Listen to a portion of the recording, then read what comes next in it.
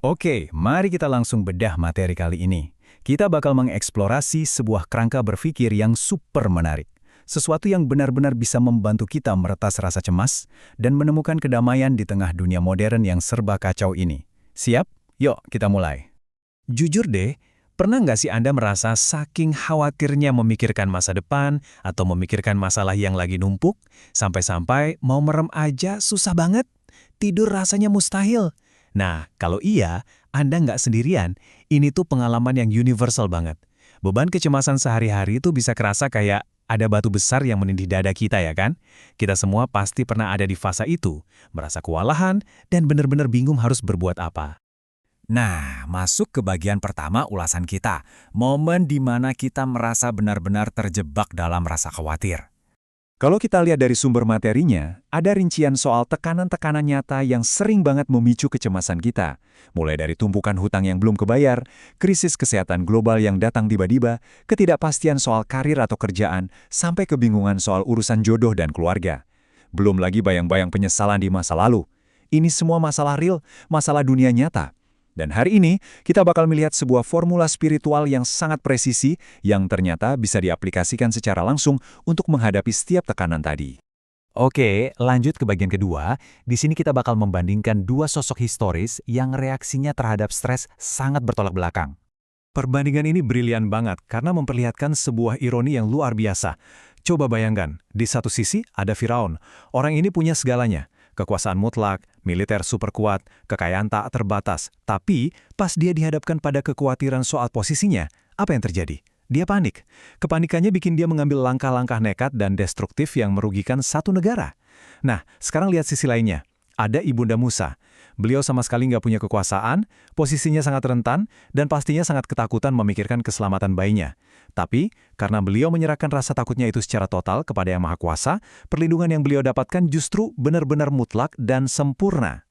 Jadi intinya begini, kepanikan Firaun yang cuma mengandalkan logika dan egonya sendiri, itu berujung pada kebijakan yang sangat destruktif, bahkan sampai menyakiti orang-orang yang nggak bersalah cuma demi mempertahankan kekuasaannya. Sebaliknya, Ibunda Musa justru menemukan jalan keselamatan yang sama sekali nggak terduga buat anaknya. Ia dengan cara melepaskan kekhawatirannya kepada Tuhan. Ini jadi bukti nyata kalau sekedar mengandalkan kepanikan dan logika manusia di saat krisis tuh seringnya malah memperburuk keadaan. Sedangkan penyerahan diri yang total justru membuka jalan buat skenario perlindungan yang paling aman. Sekarang kita masuk ke bagian ketiga, dan ini yang paling menarik.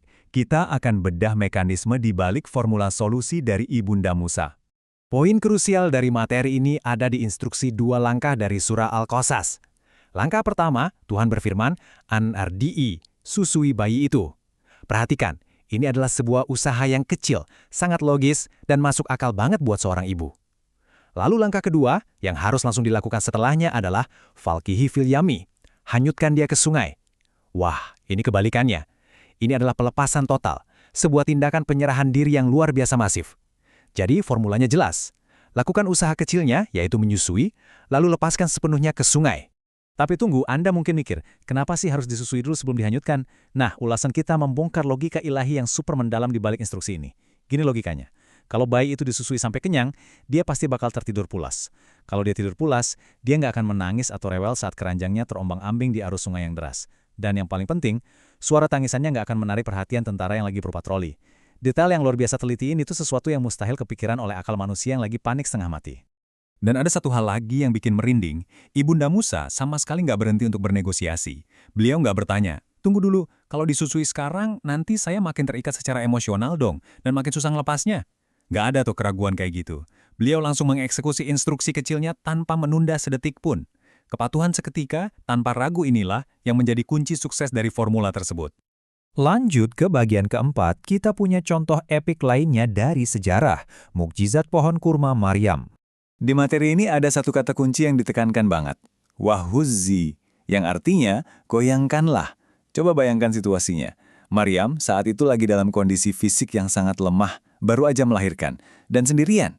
Tiba-tiba, beliau diperintahkan untuk menggoyangkan pangkal pohon kurma yang besar. Secara fisik, jelas nggak masuk akal. Gimana ceritanya seorang wanita yang lagi kelelahan luar biasa bisa menggoyangkan pohon kurma raksasa sampai buahnya jatuh? Jangankan batangnya yang kokoh, menggerakkan dahannya aja pasti susah banget.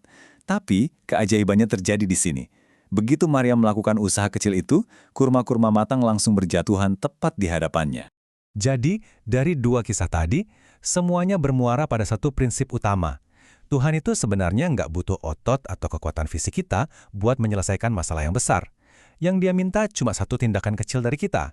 Cukup satu partisipasi dan usaha tulus. Sementara hasil masifnya, itu murni urusan Tuhan. Oke, sekarang di bagian kelima. Pertanyaannya, gimana caranya kita membawa pelajaran sejarah ini dan menerapkan konsep tawakal sejati di hidup kita yang sekarang? Kira-kira apa sih bentuk menggoyangkan pohon buat kita di dunia modern? Ulasan kita punya satu anekdot yang menarik banget. Ada seorang pria yang keluarganya lagi benar-benar butuh uang buat makan hari itu. Di tengah kebingungannya, tiba-tiba ada tetangganya yang minta tolong hal sepele, minta digantiin bohlam lampu yang mati karena cuma dia yang bisa pakai tangga tinggi. Pria ini pun membantu dengan tulus, inilah usaha kecilnya. Dan tahu nggak hasilnya apa?